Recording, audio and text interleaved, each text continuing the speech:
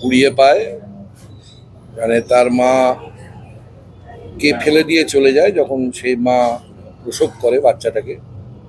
সেই সময় এই লোকটা, মানে আমি যে মানুষের চরিত্রে অভিনয় করেছি, সে আসছিল, সে বাচ্চাটাকে কুড়িয়ে নিয়ে যায়।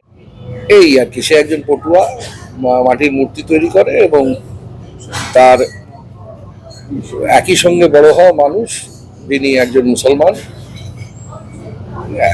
একই সঙ্গে বড় হয়েছে।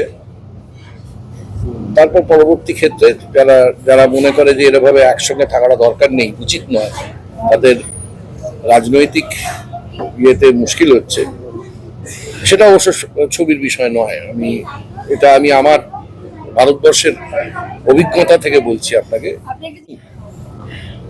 আমি অবশ্যই চরিত্রের যত বেশি জটিলতা থাকবে তত পছন্দ হবে আমার।